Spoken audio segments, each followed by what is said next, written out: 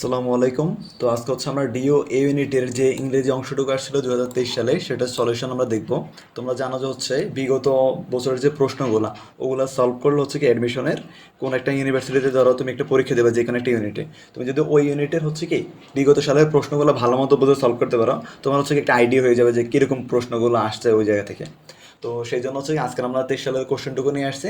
আমাদের চ্যানেল হচ্ছে কি তোমরা যে কোনো ইউনিভার্সিটির যে ইংলিশের তোমার যে ইউনিট হোক সেটা এ ইউনিট, বি ইউনিট বা সি ইউনিট, সবগুলো ইউনিটের তুমি হচ্ছে মানে বিগত সালের প্রশ্নগুলো সলিউশন পেয়ে যাবা। সাথে হচ্ছে মনে করো নাউন একটা টপিক, তো নাউন টপিক থেকে ভার্সিটি ক ইউনিট বা ভার্সিটি খ ইউনিটে যত প্রশ্ন আছে ওই রকম হচ্ছে ওয়ান শট ক্লাস আমাদের চ্যানেলে অ্যাভেলেবেল আছে। তো তোমরা হচ্ছে কি সেগুলো দেখে নিতে পারো চাইলে। আচ্ছা, সো আমরা হচ্ছে প্রথম কোশ্চেনটা দিয়ে শুরু করি। আমাদের এখানে কি বললো, the whole incident did not last long. আচ্ছা দেখো, আমাদের হচ্ছে প্রথমে এই একটা পার্ট, ওকে, তাহলে এরপর হচ্ছে কমা দেওয়া আছে, দেন হচ্ছে আমাদের আরেকটা পার্ট, আরেকটা ক্লজ শুরু হয়েছে। তাহলে আমাদের এখানে দেখো দ্য হোল ইনসিডেন্ট মানে কি পুরো ঘটনাটা ডিড নট লাস্ট লং।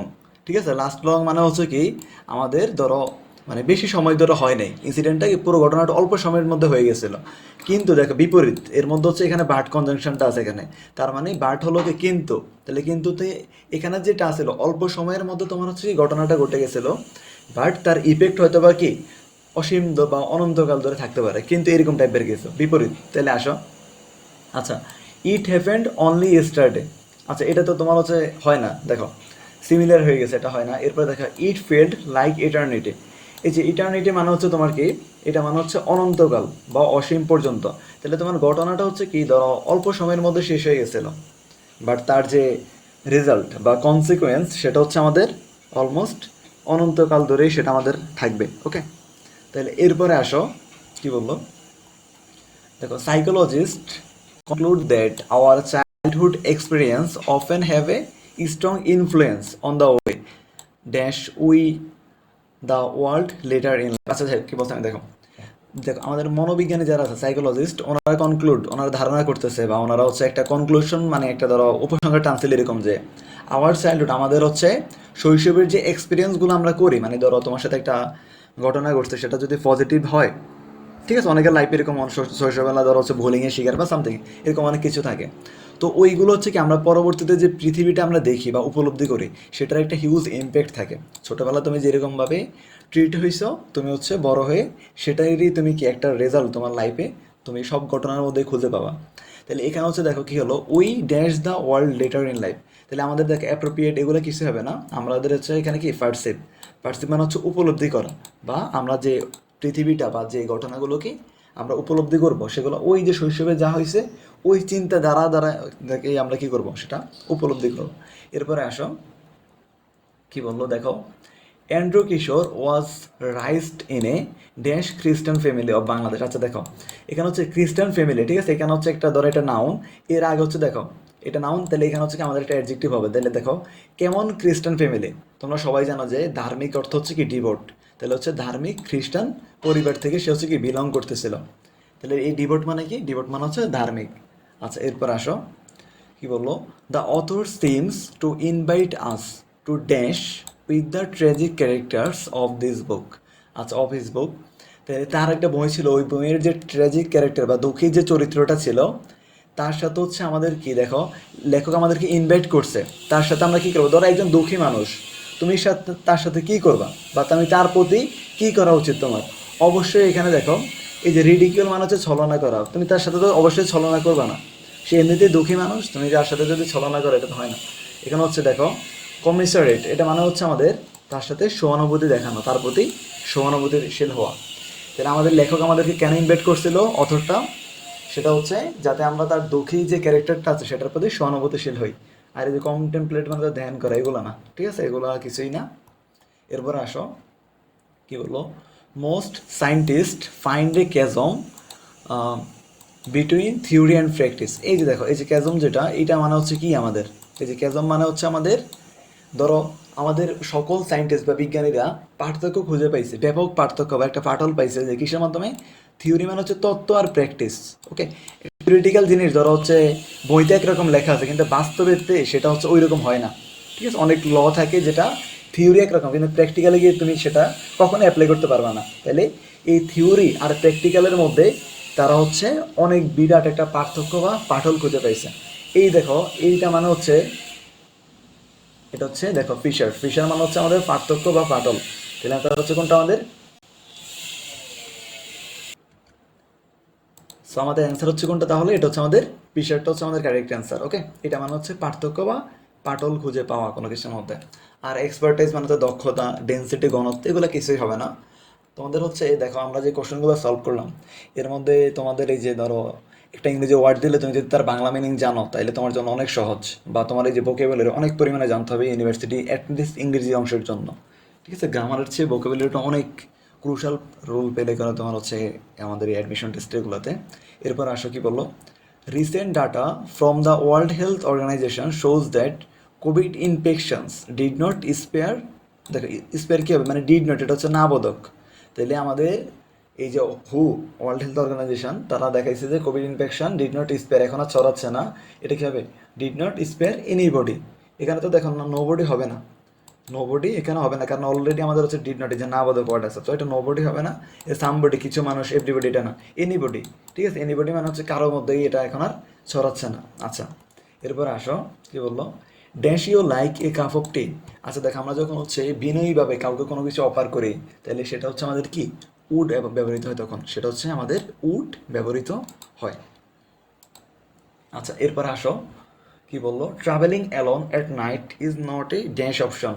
মানে হচ্ছে তুমি রাতে একা একা ভ্রমণ করা কখনোই হচ্ছে কি একটা বাস্তবসম্মত, বাস্তবসম্মত বা সঠিক অ্যাপ্রোচ হতে পারে না। ঠিক আছে, তাহলে এটা হচ্ছে কি দেখো আমাদের, এটা হচ্ছে ভায়াবল, ভায়াবল মানে হচ্ছে কি বাস্তবসম্মত।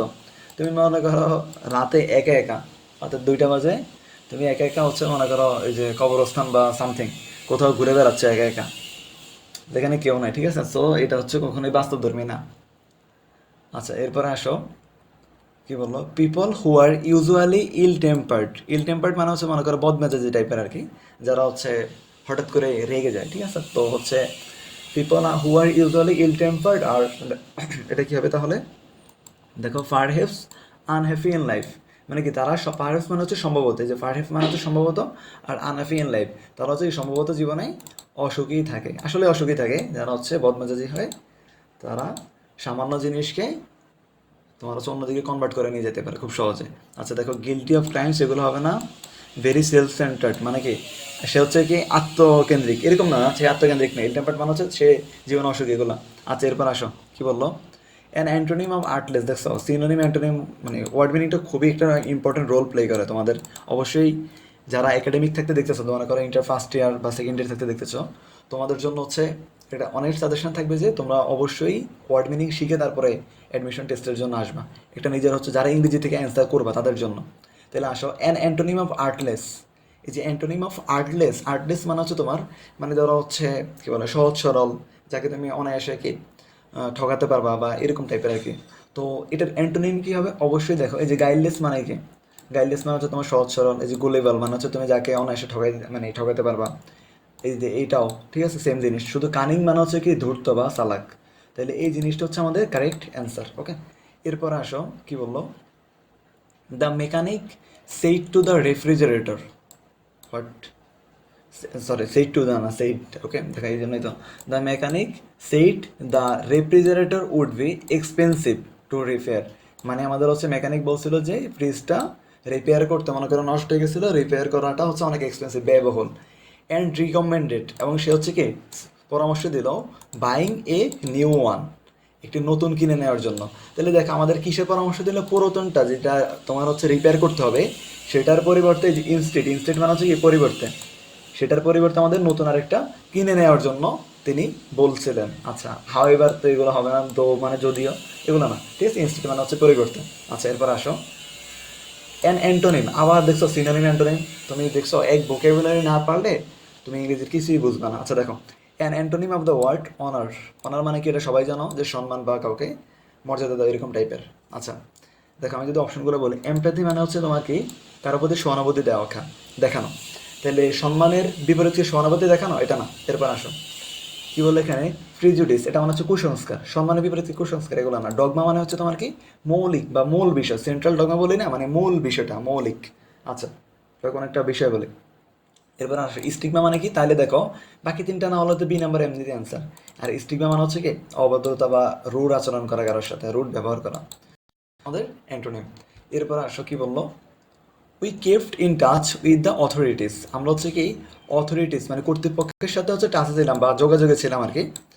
And dash some of the street lights মানে কি আমাদের কিছু রাস্তার বাতিগুলো were broken in our neighbourhood, মানে আমাদের হচ্ছে ধরো আশেপাশের বা প্রতিবেশীর কিছু হচ্ছে রাস্তা মানে আমাদের পাশের যে রাস্তাটা আছে ধরো এলাকার মধ্যে, ওই রাস্তার কিছু লাইটগুলো ভেঙে গেছিলো। তো তারা হচ্ছে এই জন্য তারা হচ্ছে কর্তৃপক্ষের সাথে কি যোগাযোগ রাখতেছিল, তাহলে এটা হবে কি ফর, এই জন্য হচ্ছে তারা এখানে হবে ফর কারেক্ট অ্যান্সার, কারণ তারা লাইট ভেঙে যাওয়ার কারণে তারা হচ্ছে কর্তৃপক্ষের সাথে যোগাযোগ রাখতেছিল। আচ্ছা, এরপর আসো কি বললো, দ্য ইকোনমিক রিসেশন, এই দেখো ইকোনমিক রিসেশন মানে আমি যদি বলি দেখ এটা হচ্ছে অর্থনৈতিক মন্দা বা তোমার হচ্ছে যে অর্থনৈতিক ক্রাইসিস যেটাকে বলে, মিনস দ্যাট মানে এটা বোঝাচ্ছে যে সাম অফ আওয়ার এমপ্লয়িজ আমাদের কিছু কর্মচারী dash redundant in the coming years, মানে কি রিডান্ডেন্ট মানে হচ্ছে তোমাদের কাউকে হচ্ছে ধরো জব থেকে বের করে দেওয়া বা অবাঞ্ছিত ঘোষণা করা আর কি এরকম টাইপের।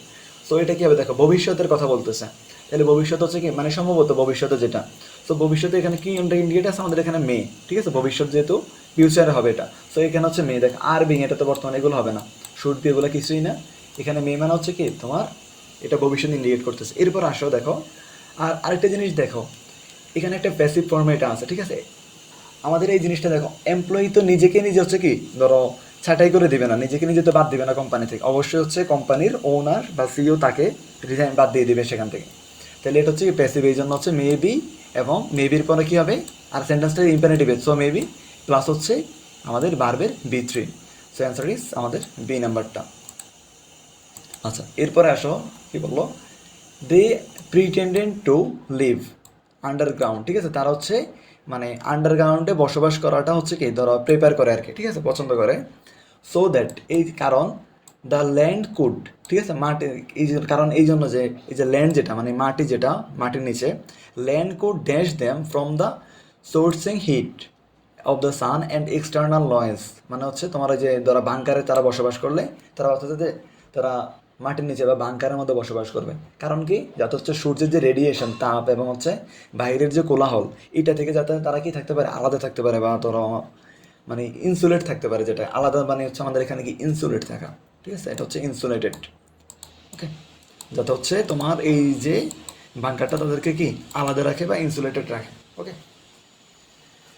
আচ্ছা, এরপর আসো আমাদের হচ্ছে এই যে 15টা করে হচ্ছে এখন রিসেন্টলি তোমাদের কোশ্চেন আসে ইংরেজি অংশ থেকে। আচ্ছা, এরপর আসো তোমরা যারা হচ্ছে দেখো তোমরা যারা এটা তো হচ্ছে সায়েন্সের ইউনিটের জন্য ভিডিওটা করা হলো, তো অনেকে হচ্ছে কি মেডিকেল প্রিপারেশন নিচ্ছে তোমরা, ঠিক আছে যারা হচ্ছে মেডিকেল প্রিপারেশন নেয় ওদের হচ্ছে অনেক সময় কি হায়ার ম্যাথ তারা অ্যান্সার করতে চায় না, তারাই হচ্ছে ইংরেজিতে অ্যান্সার করতে চায়। তো তোমাদের এই যে মেডিকেল ইংলিশের জন্য আমাদের কি ফুল কোর্স চলতেছে, একদম ইংলিশের full course A to Z তোমরা হচ্ছে আমাদের সাথে কভার করে নিতে পারবে। এই একটা কোর্স করলে তোমার ইংরেজিতে 13-14 মানে অনায়াসে তুমি তুলতে পারবে পরীক্ষার মধ্যে, ঠিক আছে। আর দেখো এই যে সাথে তোমাদের হচ্ছে মেডিকেল এক্সাম ব্যাচ চলতেছে, এটাতে কিন্তু ফুল, এটাতে শুধু ইংলিশ না, এটাতে সব সাবজেক্টের তুমি পরীক্ষা দিতে পারবা এবং পরীক্ষার র্যাঙ্কিং হবে, আমরা র্যাঙ্কিং করব এবং র্যাঙ্কিং ওয়াইজ যারা টপ থাকবে তাদেরকে আমরা জার্সি গিফট করব, ঠিক আছে। এরপরে আসো আমাদের ক ইউনিট যেটা ক ইউনিটের ইংলিশে ফুল কোর্স চলতেছে, এটা ভার্সিটি ক ইউনিট সকল ক ইউনিটের জন্য। এরপরে ভার্সিটি খ ইউনিটের যারা বিভাগ পরিবর্তন করবে তোমাদের জন্য চলতেছে কোর্স, তোমরা হচ্ছে এইগুলোতে ভর্তি হওয়ার জন্য এই যে এক্সাম পে চলতেছে সবার জন্য, ঠিক আছে এগুলোতে ভর্তি হওয়ার জন্য এই নাম্বারে হোয়াটসঅ্যাপে নক দিবা, তারপরে এখানে হচ্ছে এই নাম্বারে বিকাশ আছে, এখানে পেমেন্ট দিলে কি তোমাদেরকে আমরা গ্রুপে পার্সোনাল গ্রুপে আমরা অ্যাড করে নেব আমাদের। তো আজকের ক্লাসটা এই পর্যন্তই, তোমাদের যদি কোনো কোশ্চেন থাকে তোমরা সেখানে আমাদেরকে এখন হচ্ছে কি কমেন্ট বক্সে বলতে পারবা, আর আমাদের কমেন্ট বক্সে তোমাদের ফার্স্ট কমেন্টে ফিন কমেন্টে দেখবা আমাদের টেলিগ্রাম গ্রুপের লিঙ্ক দেওয়া আছে, ওই জায়গাতে জয়েন হয়ে যাবে, ওখানে তোমরা অ্যাডমিশনের অনেক কিছু হেল্প পাবো, ওকে। সো আজকের ক্লাসটা এই পর্যন্তই, ভালো থাকবা, আল্লাহ।